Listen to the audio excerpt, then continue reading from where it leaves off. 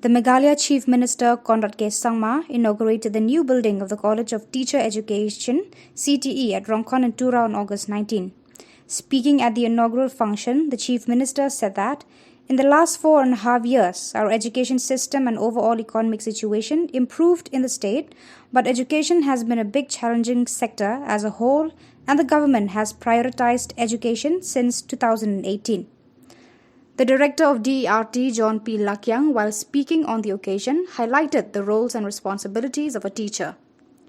The principal of CTE, Rongkon, Dr. Meena A. Sangma, in her speech, informed that in this state-of-the-art building, there are 119 classrooms, separate rooms for teaching faculties, and said that this CTE is one of the best institutions in the state. While highlighting the needs of the institution, she informed that 19 posts of teaching faculty need to be created and filled up to enable this institution to function smoothly. The additional director of Higher and Technical Education, A. Ali Nagi, while delivering the welcome address, informed the gathering that this new building have been constructed at a cost of Rs 18 crores and funded by the Asian Development Bank supporting human capital development in Meghalaya. He also informed that this institution will fulfill the need for B.Ed and M.Ed courses as per the NCTE norms and standards. Of seeing that we were able to give a better structure to the entire education system. And when I say that, I'm not here to tell you that we can resolve everything in 1 year's time or 2 years' time. It's not possible. It's very complicated. But I can assure you that we are on the right track. We are on the right track.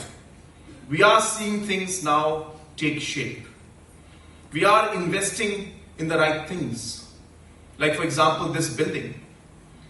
Suddenly we took over the government and we were told we have to give 18 crores to build this building. There was no fund allocation.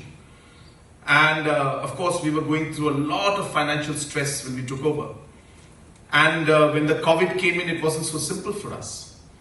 We were told that there are, numbers of residential schools where hundreds of crores are required for that, model schools and which have been put up again, crores and crores required for that.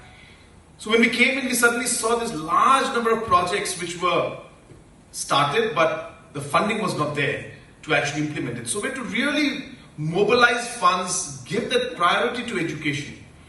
A lot of you will think that that when I gave my first speech in the beginning of the term, and also of course even before that during elections, I stressed on education a lot.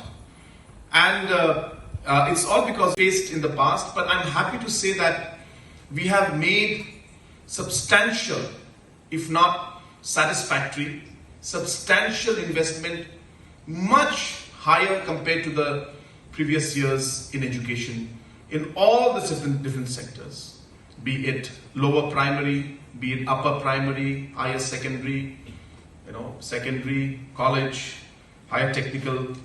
And you must be seeing how things are moving forward in almost all the sectors when it comes to education.